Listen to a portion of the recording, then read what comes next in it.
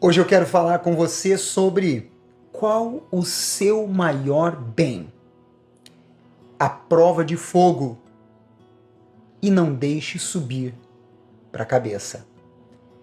É um prazer receber você aqui no Devocional 2024. Deixa aí o seu comentário sobre esse conteúdo na sua vida e também compartilhe para o maior número de pessoas. Estamos no livro de Salmos e, para quem não sabe, estamos este ano de Gênesis a Apocalipse, neste vídeo diário que temos aqui colocado na nossa rede social. Hoje, capítulo 16, 17 e 18. O 16 fala sobre o Santo de Deus. O 17, súplica pela proteção divina. E o 18, vitória e domínio.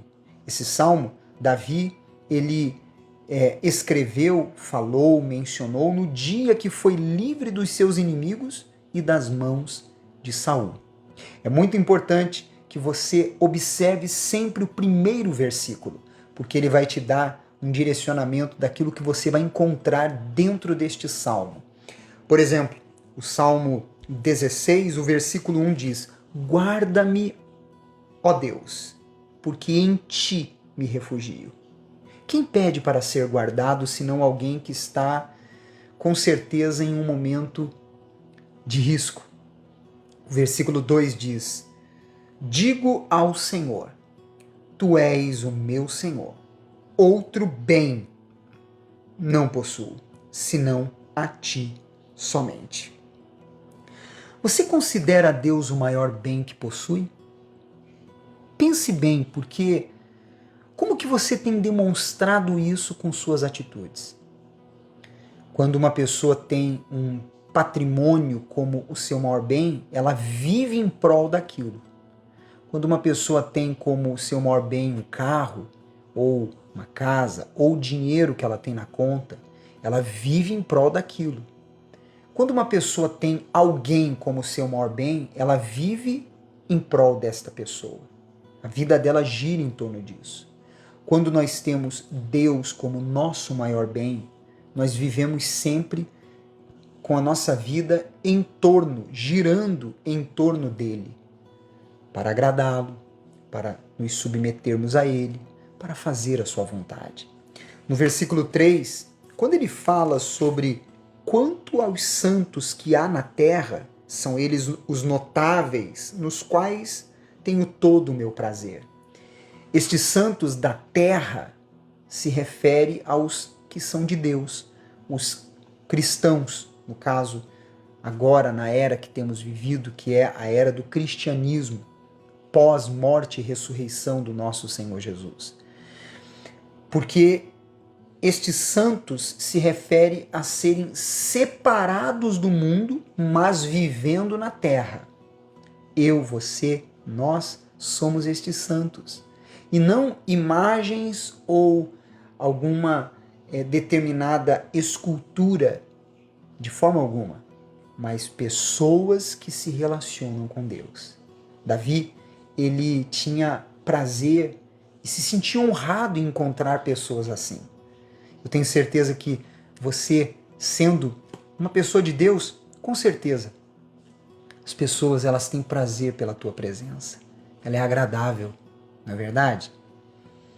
Bom, no versículo 7, ele diz assim: bendigo o Senhor que me aconselha, pois até durante a noite o meu coração me ensina. Sabe o que isso significa? Eu estava meditando nisso, pensando nestas palavras. Quando a gente se alimenta, a gente degusta aquilo que estamos comendo. E depois de ingerir, aquilo traz para dentro do nosso organismo nutrientes.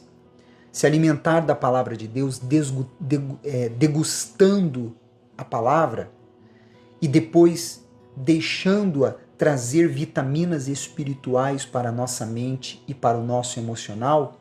Quando você se deita na cama, é interessante que você fica pensando naquilo que você meditou, você fica pensando naquilo que você refletiu. E aí Deus vai trabalhando, como o alimento, que quando você come, ele vai trazendo estes nutrientes para o nosso organismo. Assim, acontece com a alimentação da palavra de Deus. No capítulo 17, nós entramos na súplica pela proteção divina. Quem não precisa, na verdade? Vamos ler o primeiro versículo? Como eu disse para você a importância dele. Ouve, Senhor, a causa justa. Atende ao meu clamor. Dá ouvidos à minha oração, que procede de lábios não fraudulentos. Ele fala aqui sobre uma causa justa que foi colocada diante de Deus, e ele fala de lábios que não eram fraudulentos, ou seja, que não prejudicavam ao próximo, não mentiam, não se aproveitavam de alguém indevidamente. E no versículo 3, ele diz assim: sondas-me o coração, de noite me visitas, prova-me no fogo e iniquidade nenhuma encontras em mim. A minha boca não transgride. Vê que ele fala muito, né, sobre o palavreado, porque as nossas palavras, elas falam o que há dentro de nós. Se uma poluição ou se uma fonte a jorrar para a vida eterna. É só você observar o que uma pessoa fala para você saber o que há dentro dela. E ser provado no fogo são os desertos da vida. Uns, ao passar por eles, criam raízes de amargura dentro de si. Outros conservam a fé, crescem espiritualmente, pois aprendem a confiar em Deus e amadurece. Como que você tem se comportado nos desertos que você enfrenta? Como que você tem se comportado na prova de fogo?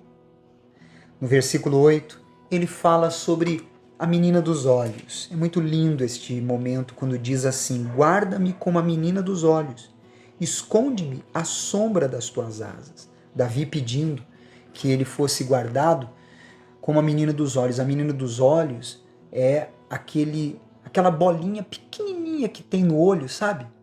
Aqui, lá dentro, sabe? Aquela mais escura, no caso do meu olho. A menina dos olhos faz referência a algo bem protegido e guardado com cuidado. Claro, ninguém encosta o dedo no olho. Você busca proteger os olhos, não é verdade? É assim que Deus quer fazer com cada um de nós. A sombra das asas de Deus faz referência à mãe que coloca seus filhotes bem seguros debaixo das suas asas. É assim que Deus quer nos guardar. Peça isso a Ele. No capítulo 18, ele fala sobre vitória e domínio. O Salmo 18 é o salmo do dia que Davi ele foi livre do seu inimigo e das mãos de Saul. Vamos ler o versículo 1? Ele diz: eu te amo, ó Senhor, força minha. Imagine o amor, ele se multiplica, ele aumenta, ele se renova quando vemos o cuidado de Deus, o livramento de Deus, a proteção de Deus, não é verdade? No versículo 2, ele fala o seguinte: o Senhor é a minha rocha, a minha cidadela, o meu libertador, o meu Deus, o meu rochedo em quem me refugio, o meu escudo, a força da minha salvação, o meu baluarte. A menção feita sobre Deus ser uma rocha refere-se a ele ser firme, sólido, inexpugnável e inabalável. Estamos sempre seguros nele. É essa convicção que você precisa ter diante dos adversários que surgem em sua vida e em seu caminho. No versículo 6, ele fala sobre algo que todos nós vivemos, quando diz: na minha angústia, invoquei o Senhor. Gritei por socorro ao meu Deus. Ele, do seu templo, ouviu a minha voz, e o meu clamor lhe penetrou os ouvidos. Ao vivermos momentos de angústia, podemos reclamar ou clamar a Deus por socorro.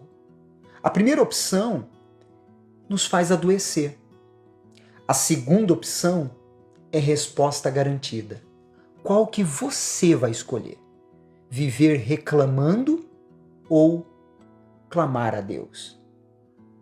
No versículo 19, quando ele fala sobre um lugar espaçoso que ele encontrou, esse lugar espaçoso significa um lugar confortável e isento de preocupações.